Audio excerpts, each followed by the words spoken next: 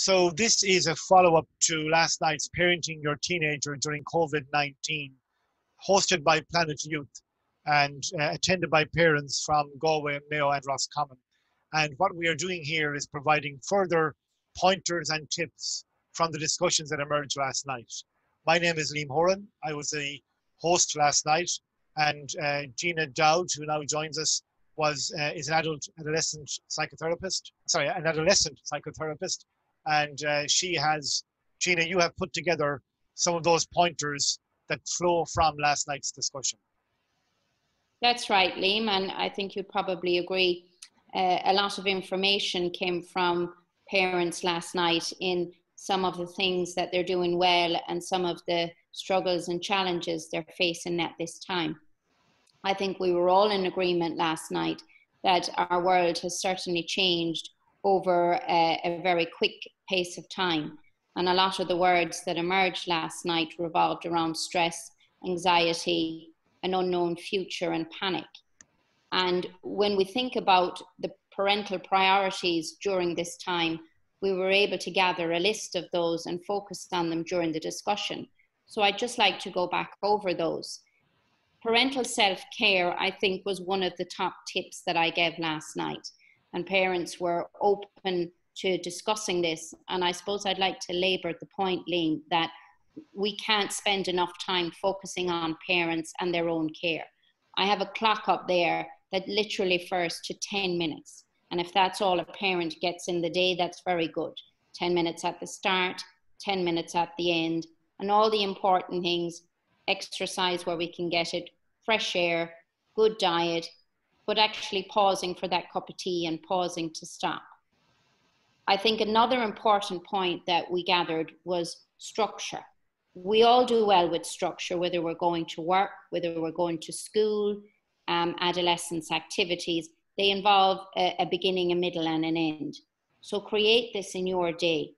Decide what your template is for your family. It's not about what somebody else is doing or how much time they're giving to homework or exercise, but be flexible with your structure. It keeps the foundation solid of your family. Maybe they're your boundaries, your values, your rules, but be realistic about what it looks like in your family and stick with it, because that is what keeps calm together. And Gina, is structure under serious threat at a time like this? Is it a hard thing to retain? It's the first thing we can lose, Liam, is structure. You know, I think everybody who has an adolescent at the minute might be struggling to get them out of bed, might be struggling to get them off screens. I've heard a lot of stories from adolescents and parents I'm working with that they're on screens till 4 or 5 o'clock in the morning. That doesn't help anyone. We know long term it leads to a lot more anxiety and a lot more depression. And I suppose, Liam, it leads into this next piece here where I have priorities. Manage your expectations. And one of the things I would have said last night was lower your expectations. Anybody who's parenting teenagers feels that they're on screens too much. And while that may be new for certainly my age group in the 40s, it's something that's very common to adolescents today. They're going to have more screen time. They're going to have less focus and less school time. So lower the expectations. Understand your teenager, what triggers them, what comforts them. Know your parenting style. And I think we referred to this last night, maybe the relaxed parent, maybe the anxious parent, but we all need to decide at the minute how to be directive with ourselves and with our adolescents, because again, that adds to the structure and the focus. Expectations. I suppose I've repeated this in my talk, Liam, because I think it's so important. Concentration time, whether that's homework, whether that's reading a book, but actually a learning style, build it in. Creativity, lots of it. Painting, a lot of parents talked about baking last night, which was wonderful. Downtime, screen use, let them have it, but manage it. Family time, again, back to the regularity, back to the structure. Do your tasks and your activities. I'd recommend these at the beginning of the day. If your adolescent is on screen time later on, they're less motivated. So try with the bedtime, I've got that at the end, but it really should be throughout this slide. Fresh air every day. If you're only standing at the back door, breathe in, breathe out, get some fresh air. We need it. So you're putting a lot of emphasis here, Gina, on the day, basically not to look beyond an hour or a minute or a day sometimes, to get the little things right and that they will mount up. That's what I'm hearing from you. Is that right? Well, remember last night, Liam, when parents talked about what was going well. They talked about the importance of family time. They did actually speak about some fun they're having. So if you get the little things right, then the day is going to go an awful lot better. And I'm not saying there's not going to be arguments. Adolescent development is here up in front of you. Adolescent development is still happening. We know what it's concerned with. It's concerned with them flourishing, doing well. It's also concerned with meltdowns, anxiety, fears, phobias. A lot of parents last night mentioned the leaving cert. What do we tell our adolescents?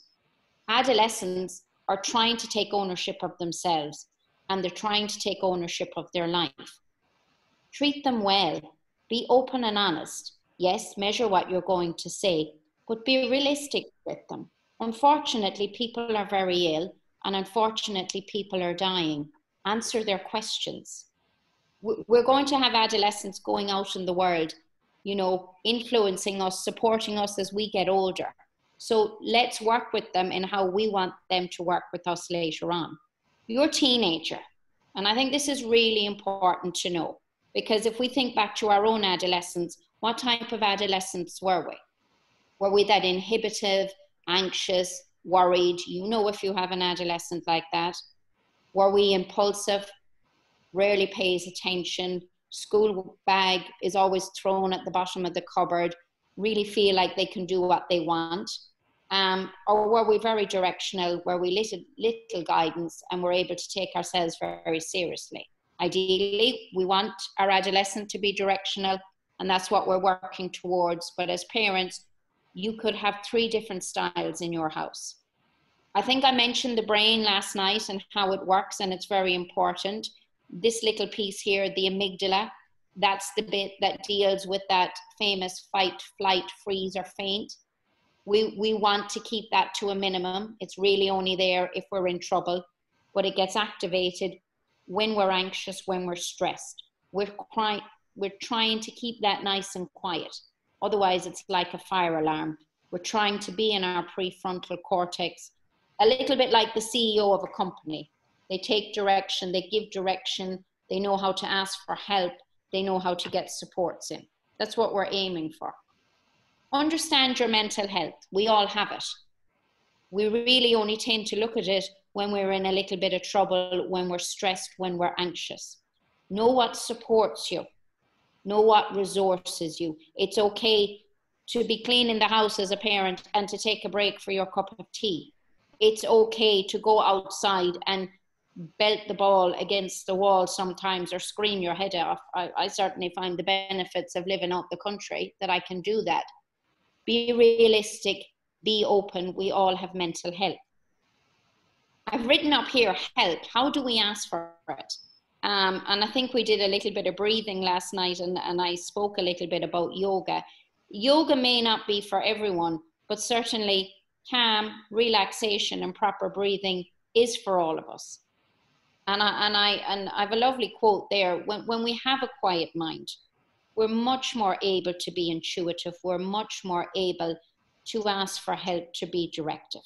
Help is sometimes that awful word that we don't like to say, but think about how you ask for it. Adolescents are good at making contact with their friends online. Parents also need to do that. Now, these are lovely quotes that parents came up with last night, and I thought they were fabulous near the end. What is family?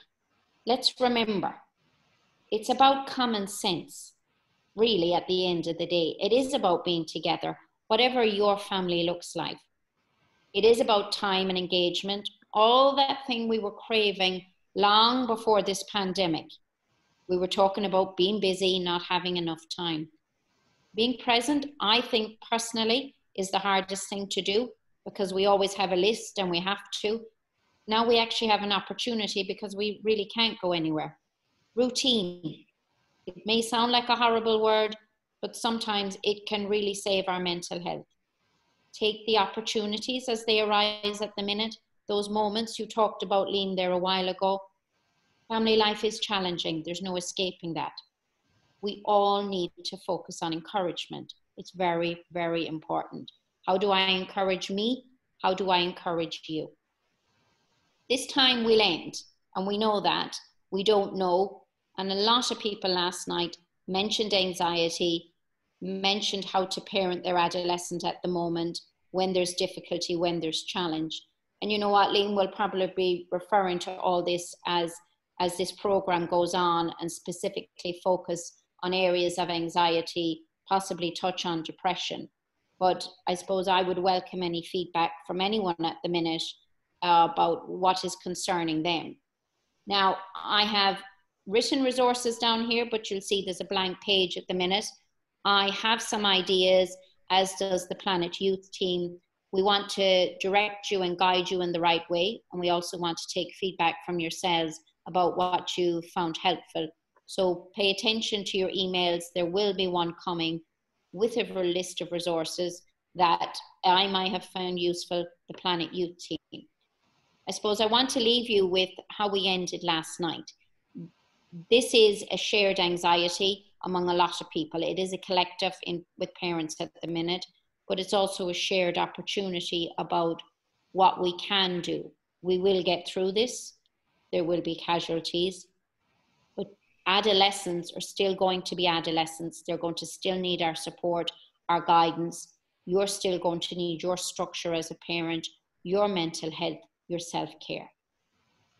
I think that's about covers it from last night, Liam. It covers it from most of the questions that came up. Okay. One other question that came in, Gina, that I'd like you just to take a quick look at was about, somebody said, I'd like to ask about appropriate discipline or loss of privilege during this time. And in brackets after this time, they have given the heightened awareness, change and stress that's on the teenager as well. But how you address that behavior in the right way. So appropriate discipline, loss of privilege during this time. How do you do that? I suppose once upon a time you could stop them going somewhere, but now they're not going anywhere anyway, you know, so. No. I think as a parent, I suppose a word I would use quite a lot when I work with parents and adolescents is know your boundaries. Sometimes as parents, we almost apologize for our value system, for some of our rules. And it's important not to. Your values are unique to your family, whatever they are. And there's no adolescent that doesn't think some boundaries and some rules and some values are outdated and old-fashioned. We all thought that. Your teenager needs you. You're the only one who wants to parent them. You're the only one who's actually fully interested in their well-being. Parent in the way that seems appropriate to you. Stick to your boundaries. And that is going to get very difficult at this time because it seems like we keep pressing the repeat button. Come off your tablet, come off the screen time. Set the boundaries for it. I think I said there in the beginning, try building your structure and your tasks at the beginning of the day. Building your downtime, your rewards. A lot of people mentioned mealtime last night. You've got to set the boundaries for your adolescent. Their executive functioning is not online. It's back here. We're the CEOs as adults in the world, as parents. Your adolescent is going to be an adolescent till about 24, 25. All the research shows that. Stick with things in the face of difficulty, in the face of challenge. Nobody wants to go to bed early. Do not let them have the phones in the bedroom. It creates anxiety. They go to the lower part of their brain. Screens off, phones off at least half an hour before bedtime. It minimizes distress. When they're being creative, there's no room for anxiety. There's no room for any of us when we're in the garden, when we're painting. So create your boundaries, stick to them. Okay, and one final question then that came up as well.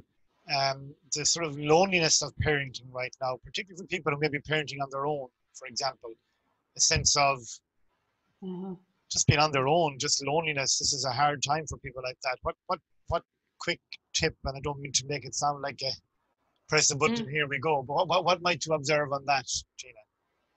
It's an absolutely frightening time. And when we're frightened, we get lonely. And when we get lonely, we get anxious. And the person we doubt is ourselves. So I would say to any parent, whoever is your contact, make contact with them. We do have this amazing online world, I think, which we're proving with these videos and what we're doing at the minute. Make contact with people who are available to listen to you.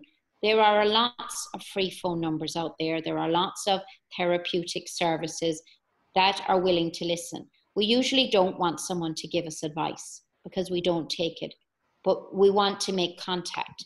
We don't have the benefit of shaking hands, giving someone a hug. All those things are limited to us at the minute. So get creative in your contact. Don't hold that shame where you judge yourself and say, oh, I can't do this or I can't do that. We're all in this together. We absolutely are. And I would imagine we're all frightened.